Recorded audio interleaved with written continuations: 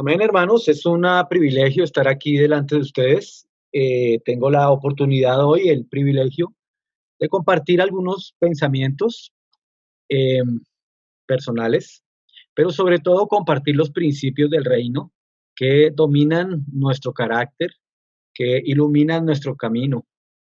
Estamos en una serie de enseñanzas para la Iglesia de Colombia relacionadas con el Evangelio del Reino de nuestro Señor Jesucristo y el propósito eterno de Dios.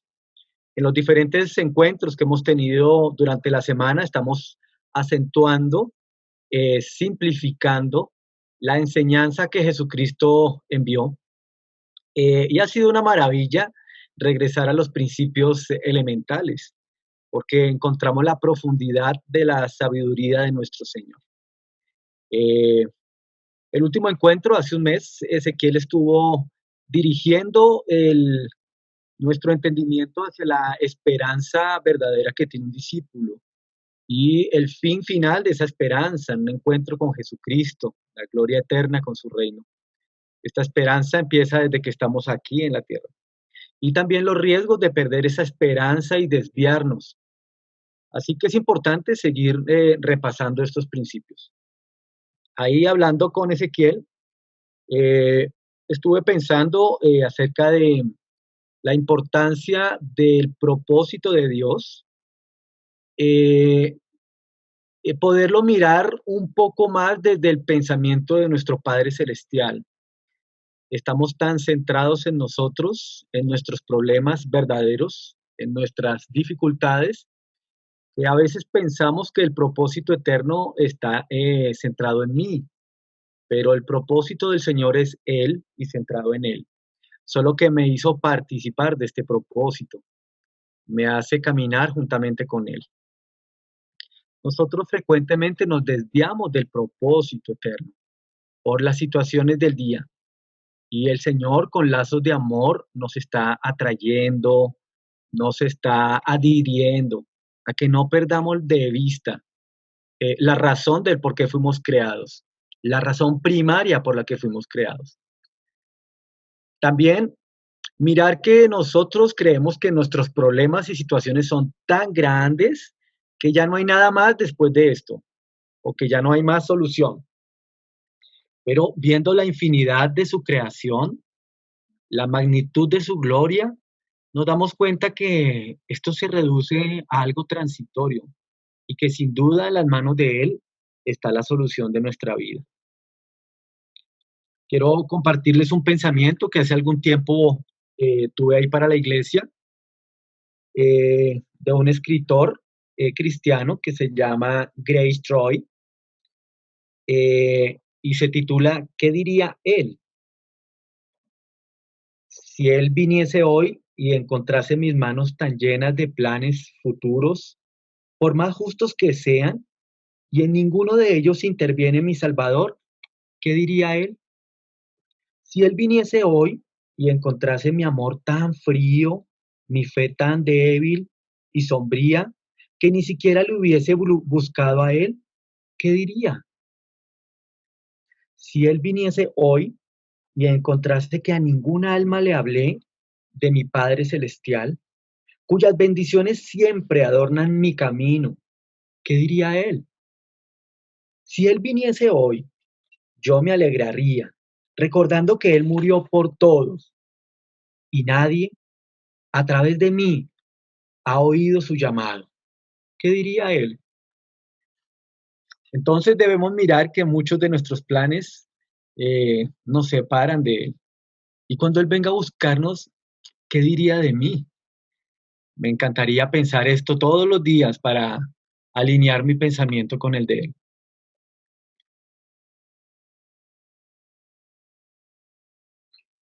Ahí ven la presentación. Sí, señor, ya estamos viendo. Ok, el punto aquí es el Evangelio del Reino. ¿De qué se trata? Yo no tengo que hablar mucho sobre esto a mis hermanos, pues estamos bien entrenados, bien catequizados sobre el Evangelio del Reino. El Evangelio del Reino se resume en la vida y la obra de nuestro Señor Jesucristo y en la puerta angosta. El Evangelio del Reino que fue predicado por nuestro Señor Jesús como el arrepentimiento porque su reino ha llegado, es el mismo Evangelio que se debe predicar hoy. Es el gobierno de Dios sobre la tierra. Ahora, no quiero centrarme en estos puntos, sino ir un poco más atrás, a lo que llevó e inspiró a nuestro Señor a hacer todo lo que ha hecho por nosotros. El Evangelio del Reino parte del corazón de Dios desde su propósito eterno. Un propósito que todos nosotros hemos escuchado. Un plan de Dios que estaba partiendo de su corazón, de un corazón paternal. Este plan arrancó desde mucho antes de la fundación de la tierra y que en la infinidad de su grandeza nos hizo partícipes de un llamado tremendo. El Señor es el creador del cielo y de la tierra. Es el fundador de todo lo que existe y de lo que no hemos visto. Se conoce hoy en día que posiblemente hemos logrado observar el 2 o el 3% del universo. El 2 o 3% de una infinidad imposible de calcular. Pero más del 90-95% de la oscuridad es invisible para nosotros. Pero no quiere decir que no exista, solo que no lo podemos ver. Y la Biblia habla acerca de nuestro Señor, que es el dueño de lo visible y de lo invisible. Cosas sorprendentes que no salen del corazón de un hombre y que la mente del hombre no puede describir, son las que vieron algunos hermanos cuando Dios les permitió entrar a aquellas cosas invisibles que no vemos. Pablo quedó sorprendido y ni siquiera podía encontrar palabras humanas o lenguajes humanos que pudieran describir lo que observó en semejante privilegio y majestad. Algunos hombres como Juan, el apóstol, también fueron trasladados allá y dice que cayó muerto como 3 veces. Yo pienso que cayó como muerto literalmente, tanto que tenía que venir la mano de Dios y levantarlo, darles un aliento de vida para poder describir la grandeza, la hermosura y la profundidad de lo que él nunca se había imaginado. De este Dios es el que nosotros inclinamos nuestra cabeza, el que nosotros cantamos con imperfección, al que nosotros confesamos con restricciones. Pero hermanos, la verdad es que su propósito eterno, el reducirse a menos que un punto en el universo y pensar en nosotros para hacernos partícipes de esta creación, es un evangelio, es un gobierno, es tremenda su profundidad. Me encanta pensar sobre estos asuntos porque Él desciende y desciende mostrándonos la grandeza de su gloria.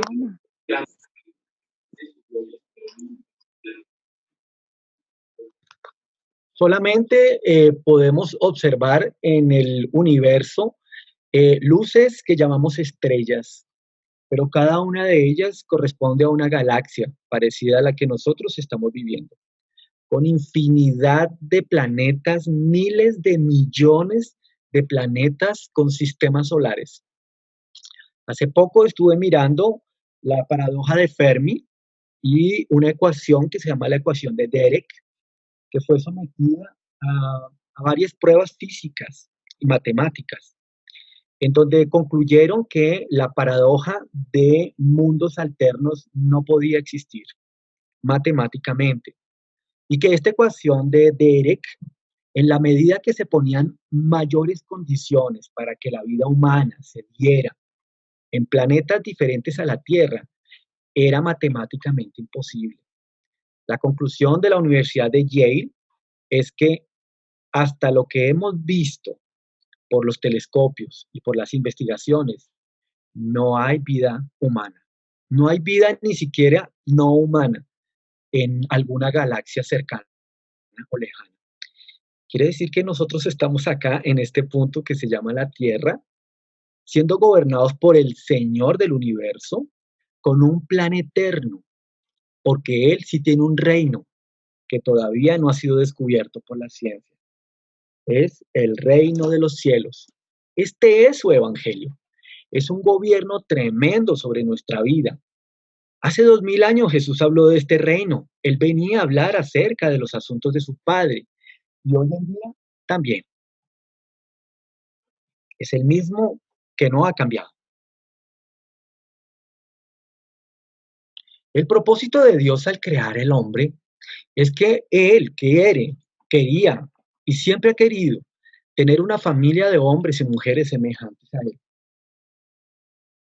Por eso ahí en Génesis 1:26 dice, dijo Dios, hagamos al hombre a nuestra imagen y conforme a nuestra semejanza, que se enseñoree en los peces del mar, en las aves de los cielos, en las bestias, en toda la tierra, en todo animal que se arrastra sobre la tierra.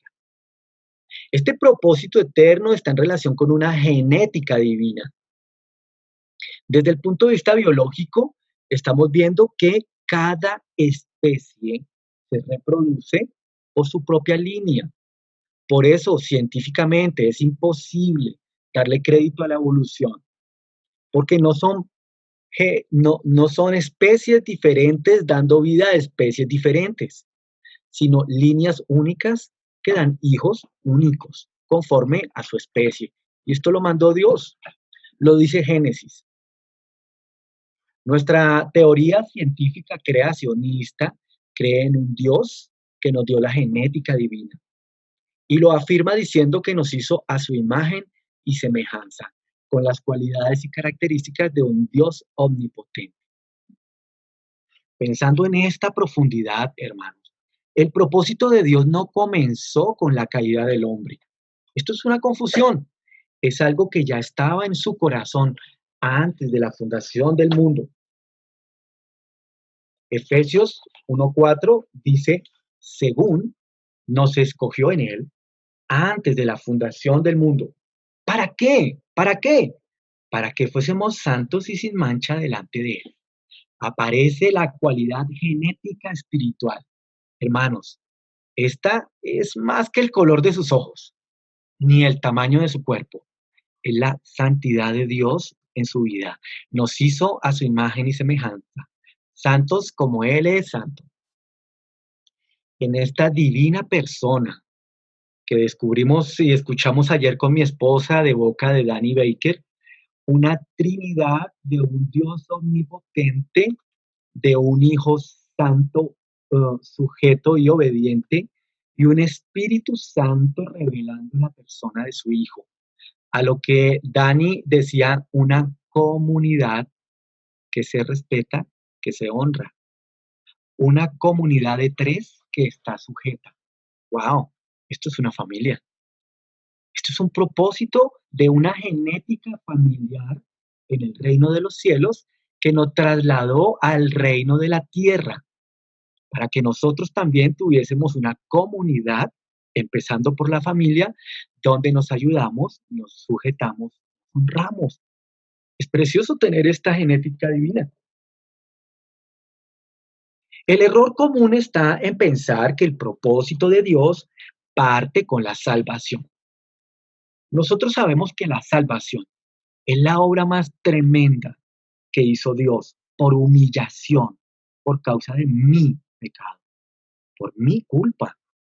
Pero antes de que el ser humano cayese, Dios ya tenía un plan eterno que superaba la tierra, un plan en donde estábamos incluidos para ser parte de una familia de hijos, hombres y mujeres semejantes a Él.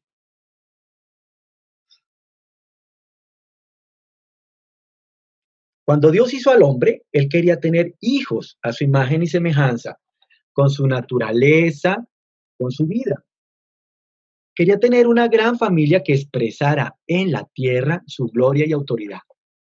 Hermanos queridos, cuando ustedes miren su caminar en la tierra, el trabajo que ustedes hacen, la familia que tienen, las inversiones, sus pensamientos, si tienen algún estudio, si tienen algún propósito, no deben olvidar que esto está dirigido al servicio de su Señor y que esto que ustedes hacen en la tierra, tan pequeña, tan puntiforme, delante del universo, es extremadamente importante en todo el universo.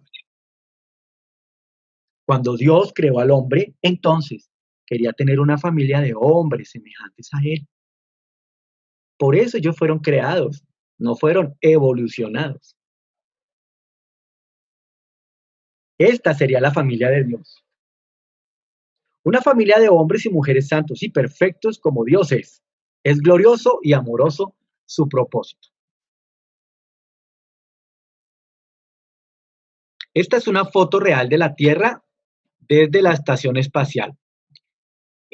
Ahí estamos viendo nuestra amada Suramérica y nuestra amada Colombia. Miramos la hermosura de la creación de Tierra que tiene un único color, que tiene una forma extraordinaria y que Dios se interesó en nosotros al mirarnos desde allá.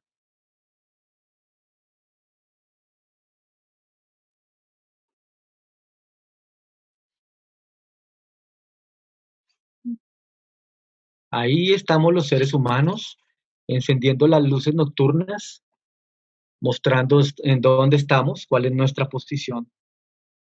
Y el Señor se interesó en nosotros. Desde lejos nos ha visto en el caminar individual, en el caminar grupal, como nación, como continente, como mundo.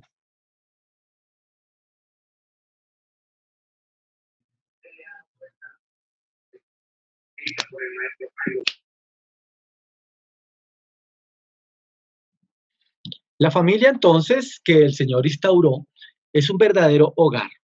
Cada uno de sus hogares representa este propósito eterno eh, desde el universo para nosotros. Tenemos un hogar construido por seres humanos en donde se establecen las condiciones propias para el desarrollo de los hijos de Dios. Esta convicción en su corazón debe cautivarlo, porque es el trabajo de los seres a la imagen y semejanza de Dios, construyendo seres humanos a la imagen y semejanza de Dios. Nosotros somos amantes de la familia y defensores de este principio, porque hemos sido amados, porque hemos sido dirigidos por Dios para hacer un hogar de esta calidad. ¿Qué sucedió entonces con la caída del ser humano? El hombre se hizo inútil para participar en el propósito eterno de Dios. El hombre se rebeló del Padre Eterno al rechazar su invitación de amor. Nuestro Señor quería cultivar y ha querido cultivar una relación personal con los seres de la tierra. Pero los seres de la tierra se rebelaron queriendo volverse dioses independientes del Creador, volviendo mundos individuales en la tierra que fueran intocables, que fueran cerrados, aislados. La caída del hombre volvió al ser humano inútil para participar del propósito eterno, universal, de generar hijos a la imagen y semejanza de Dios. Entonces, toda la descendencia se corrompió y los hijos de Adán y Eva ya no fueron a la imagen y semejanza de Dios. Ahora es una raza diferente, por decirlo así, extraña para Dios. Perdió el atributo de santidad, la marca genética que nos había dado. El pecado y la muerte pasaron a toda la humanidad. Romanos 3:12 dice, todos se desviaron. Todos nosotros nos desviamos a una y entonces nos volvemos inútiles. La respuesta a la pregunta de qué pasó con nosotros es que somos inútiles, queridos. Todo el ejercicio de conocimiento, de estudio, de deporte, de trabajo, es inútil para el propósito eterno de Dios. Dios no desistió de su propósito. A pesar de habernos visto caídos, perdidos y muertos, Él siguió con el plan de tener un propósito de relación familiar con nosotros. Romanos 5:12 dice así, por tanto, como el pecado entró en el mundo, y por un hombre, y por el pecado la muerte, así la muerte pasó a todos los hombres, por cuanto todos pecaron. Grandes, pequeños, ancianos y niños pecaron. Están destituidos de la grandeza de Dios y su propósito eterno. Pero Dios nunca cambió sus planes. Dios no es una persona de doble sentir ni de doble parecer. Dios es inmutable. Lo que se propuso lo cumple. Él no tuvo diversos planes, como un plan B porque se dañó el plan A. Él no es así como nosotros. No creó una nueva meta. Su promesa queda afirmada por un juramento que el Señor hace a sí mismo. Como no puede jurar ni por el cielo, ni por la tierra, ni por el universo, porque no hay nada más grande que Él, juró por su propio nombre que lo que Él prometió lo hará. Y que a pesar de que el pecado de rebelión fue una intromisión violenta en su propósito, esto no lo iba a hacer cambiar de tener una relación de familia con nosotros. Es tremendo tener un padre que no desiste, que no abandona, que no amenaza. Porque la relación con Dios no está por el bien que usted hace, ni por el mal que está en su cuerpo, sino por su santidad presentada en su Hijo Jesús. Hebreos 6:17 dice así, por lo cual, queriendo Dios mostrar más abundantemente a los herederos de la promesa la inmutabilidad de su consejo, interpuso juramento. Y si el juramento entre los seres humanos se toma muchas veces como verdad, imagínate el juramento de la boca de Dios. Isaías 46:10 dice que anunció lo por venir desde el principio y desde la antigüedad, lo que aún no era hecho. Y digo, mi consejo permanecerá y haré todo lo que quiero. ¡Wow! ¡Qué certeza! Yo no soy así. Algunas veces he escuchado personas de una gran capacidad administrativa para las empresas.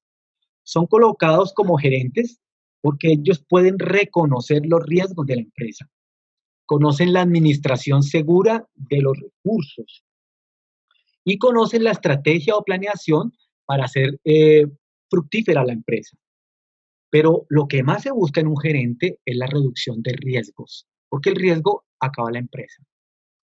Cuando se identifica el riesgo, lo que hace el gerente es corregirlo, disminuirlo, mitigarlo, separarlo de la empresa. Pero Dios no es este tipo de gerente. Escuché de un Dios diferente que utilizaba el riesgo como una oportunidad para mostrar su gloria. Escuché de un Dios que utilizaba los problemas para bendecir a sus hijos y enseñar.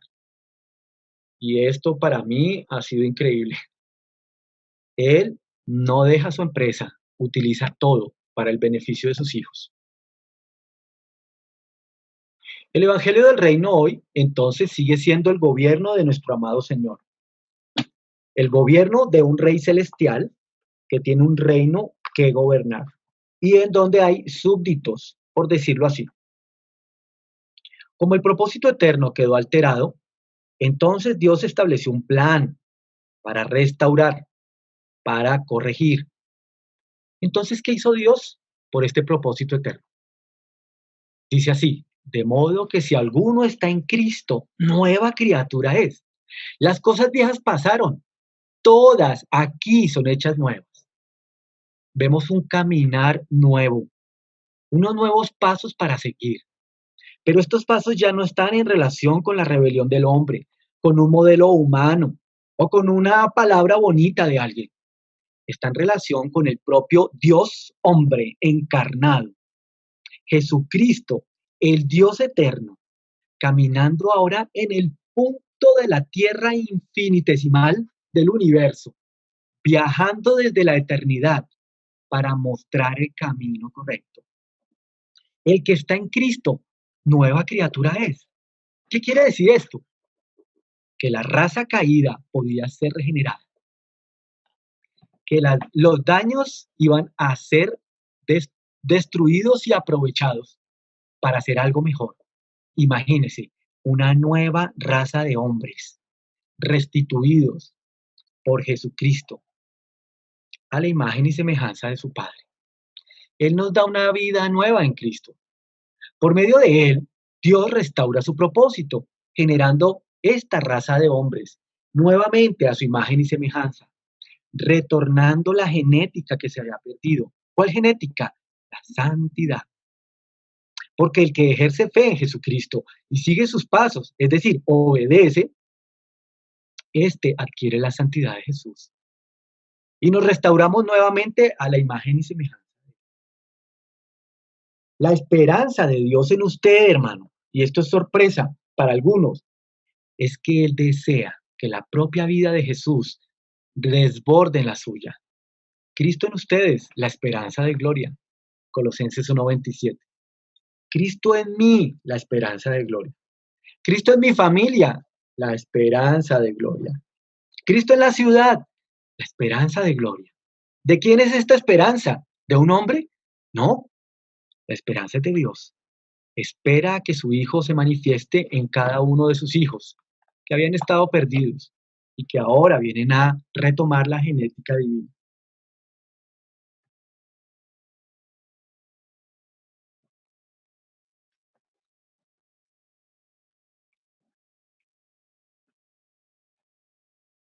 Entonces podemos decir que el propósito eterno de Dios es tener una familia de muchos hijos semejantes a Jesús.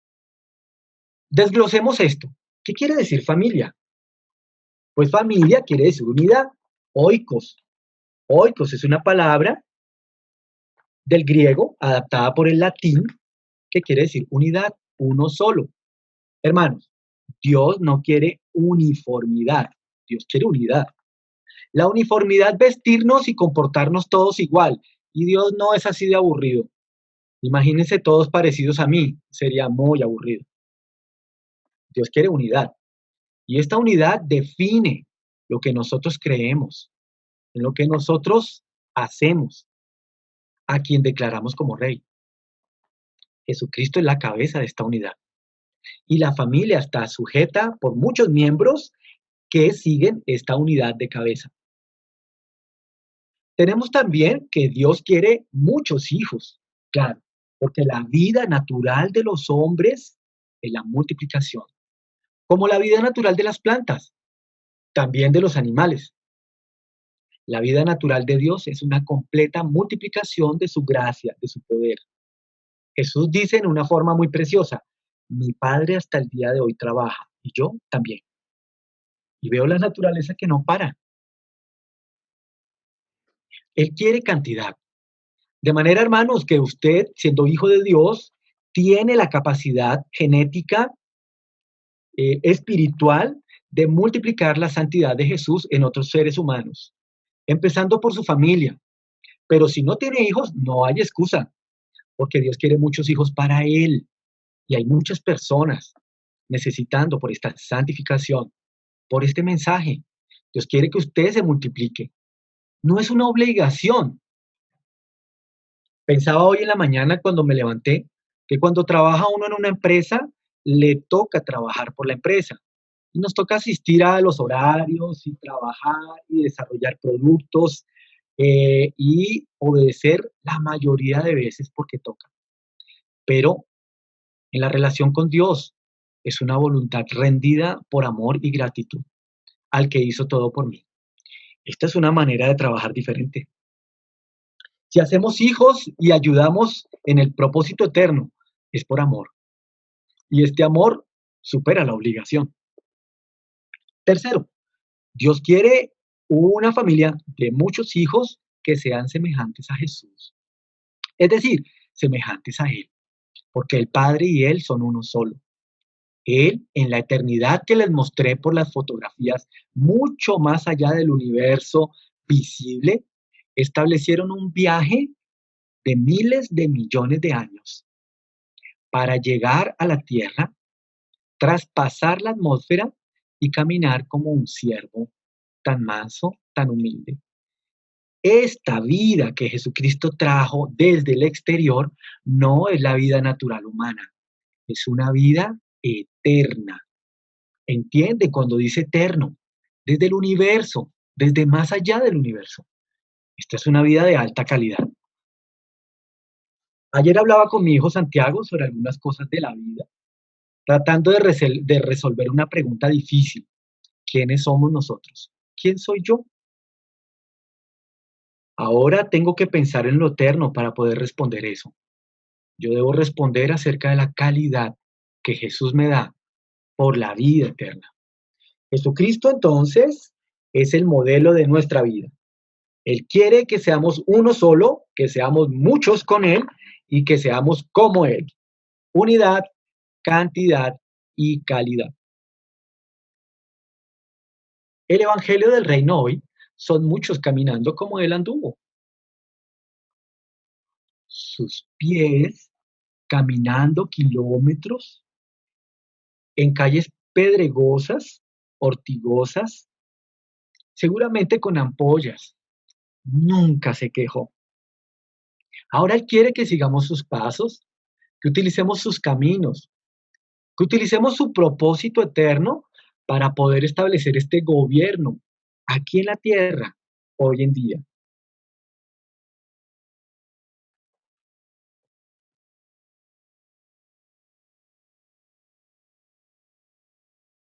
Cuando conseguimos comprender esto tan eterno, tan sublime, podemos abrazar el propósito de Dios. Ahora Él se vuelve nuestro llamado, nuestra vocación.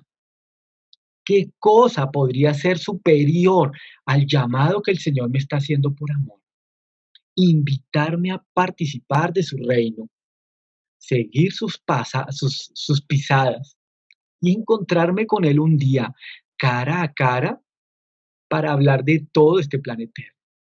Mirar con los ojos de Él el universo y transportarnos a los lugares secretos que tiene preparados para los que le aman. Esto es una vocación superior. Es un llamado que deja preso mi corazón. Como Pablo lo decía, estoy preso a este llamado, a esta vocación.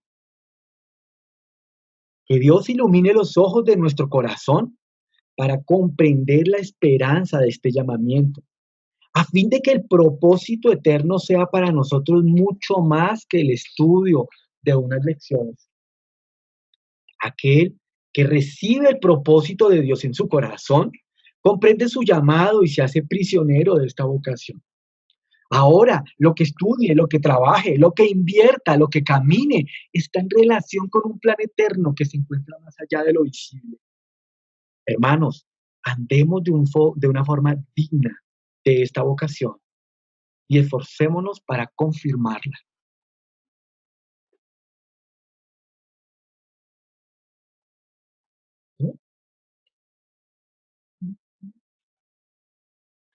Finalmente, ¿cuál sería nuestra meta? Tenemos el propósito, tenemos el camino, ahora tenemos una meta. Miren, la salvación del hombre no es la meta, es el medio de restauración del hombre caído. Una vez el hombre es restaurado, puede extenderse hacia la meta. Pablo hablaba así. Yo me extiendo hacia la meta, al supremo llamamiento, hasta llegar a la estatura, hasta el primogénito, a un varón perfecto. Nosotros somos el llamado a este varón perfecto. Mi familia es el llamado de un varón perfecto. La iglesia es el varón perfecto. Todos unánimes podemos constituir este cuerpo donde Jesucristo es la cabeza, llegar a ser como mi maestro. Bástele a su discípulo ser como su maestro. Mi maestro es el que camina adelante. Estoy inspirado por él. Alguna vez escuché de Itiel una enseñanza sobre esto y hablaba acerca de su maestro como su rabí, que sería un gran privilegio eh, masticar el polvo que levantan sus sandalias, solamente por causa de ser mi rabí, mi maestro, y postrarme ante sus pies y contemplar la hermosura de estos pies que caminaron por mí. Llegar a lavarle sus pies sería un gran privilegio, y si acaso llegar a besarlos. todo lo que sea de mi maestro. Primera de Juan 2:6 dice, el que dice que permanece en él, Debe andar como él anduvo. Ahí está nuestro camino. Siga los pasos de él y podrá tener certeza de un camino verdadero. Entonces, ¿en qué debemos ser como Jesús?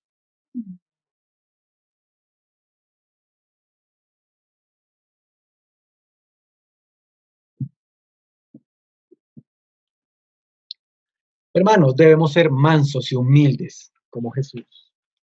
Esta mansedumbre y humildad no es una naturaleza del hombre caído, es una naturaleza del hombre regenerado. La imagen y semejanza de Jesús es ser mansos y humildes como Él es.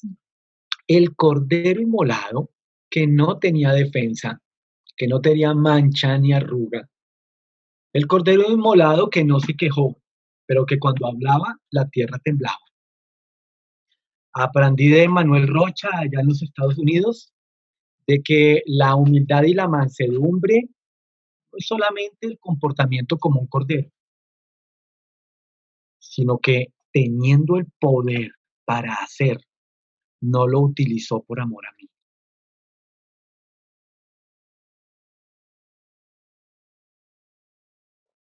Llevad mi yugo sobre vosotros y aprended de mí, que soy manso y humilde de corazón, y hallaréis descanso para vuestras almas. El secreto del descanso, de su ansiedad, de su preocupación, de su ansiedad por algo, es ver a Jesús y ser manso como Él. Ahí descansan nuestras almas. Mateo 11:29. Hermanos, debemos ser santos como Jesús. Ahí está la marca genética. La genética de Dios es santidad y muchas más, pero la santidad es la que Él quiere para sus hijos. Tengo malas noticias. La santidad no proviene de usted, de sus esfuerzos, de su pensamiento o de su imaginación. La santidad proviene de Jesucristo en usted.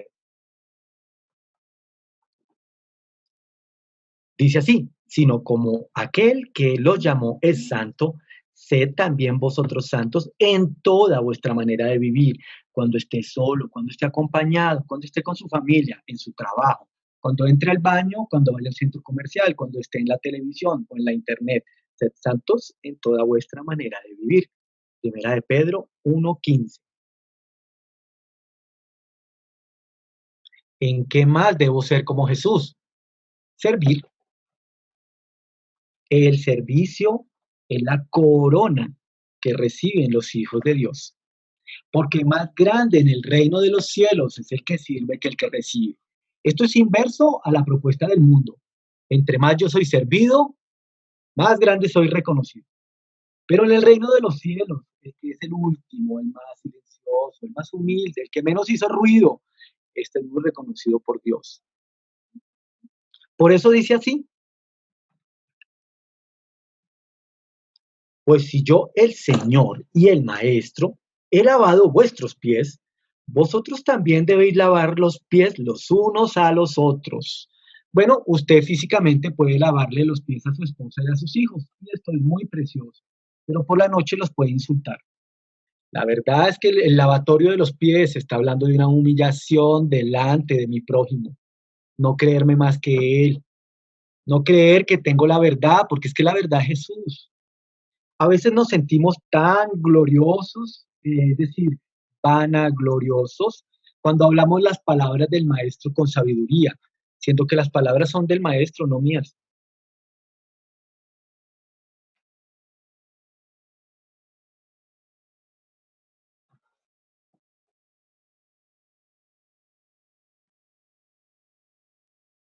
Hermanos, debemos parecernos a Jesús en que predicarle al mundo.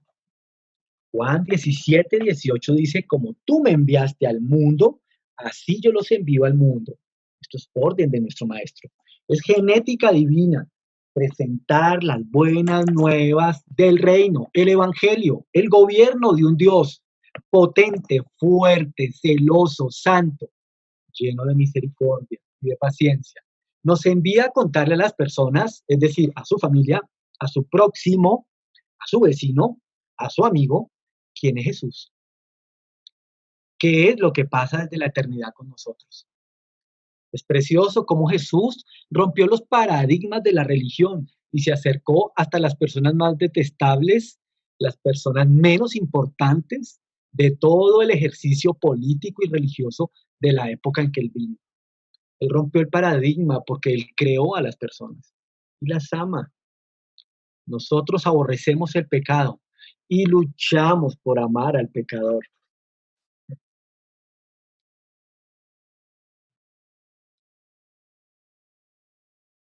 Hermanos, debemos parecernos a Jesús en la forma como él perdonaba. Es decir, cómo nos perdonó. Yo podría pensar en la gente mala y malhechora, como Saqueo, como Mateo, como la mujer que fue descubierta en pecado de inmoralidad sexual. Tantas personas, pero lo que me estaba diciendo Jesús es que esos era yo. Que Él vino por mí personalmente e intransferiblemente a darme la mano y levantarme de una posición fanagosa, de levantar mi cara del piso, quitarme la esclavitud de pecado y llevarme a caminar como Él. Esto es un acto de perdón. El que se presenta mayor que el polvo ya es indigno. Somos menos que el polvo, el tamo, lo que se levanta hoy y que el viento se lleva mañana. Y el Señor vino a traspasar esa limitación, esa barrera, por venir a tener comunión con nosotros, perdonándonos, salvándonos, restaurando lo dañado y colocándonos en un propósito eterno. De manera que Colosenses 3:13 nos recuerda, Cristo los perdonó. Así también, háganlo ustedes. El perdón no proviene de mí, proviene de Él, pero lo hago cuando Él está en mí. El perdonar a su papá, a su mamá, es un asunto importante. Recordar si tiene alguna herida en su corazón para estar delante de Él y ser liberado. Recuerden, de aquí en adelante, todas las cosas son hechas nuevas. Nuestro mandamiento de perdonar es un diario, es el aquí y el ahora. No puedo dejarlo para otro día. Debo acercarme a las personas que tengo deudas, si el Señor me recuerda esto, y con mansedumbre pedir perdón. Finalmente, hermanos, viene la grandeza de la similitud con Jesús. Amar como Él amó. Ahí mi voz se quiebra y mi pensamiento también, al ver cómo fue el amor tan profundo de Él. Un mandamiento nuevo les doy, que se amen unos a otros como yo los he amado, que también os améis unos a otros. Juan 13:34. Y el amor de Él se manifestó en la forma como trató su creación, como trató a sus criaturas, como trató a los niños, como defendió al indefenso, cómo le dio de beber al sediento y cómo le dio alimento al hambriento, cómo cubrió al que estaba con frío. Por eso el Señor puede decir que como hicimos con uno de sus pequeños, así seremos reconocidos por Él.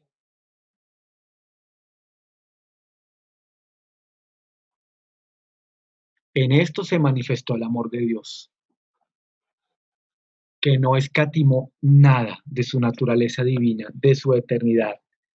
Él vino para perdonarnos por medio del sacrificio de la cruz vergonzosa. La salvación no es la meta, es el medio para alcanzar el propósito. Por eso se manifiesta el amor de Dios en la obra de sacrificio que nos deja como modelo para que sigamos sus pasos. Hermano, pretendo con estos mostrar y recordar a ustedes el propósito eterno de Dios, basado en el pensamiento de su corazón. Tenemos gran gratitud a Dios por su propósito, por su amor. Tenemos gratitud porque nos permitió participar de esto. Y espero que ustedes también sean llenos de este amor, que abracen el Evangelio del Reino y se lo puedan contar a muchos otros. Hermanos, para la gloria de Dios, amén.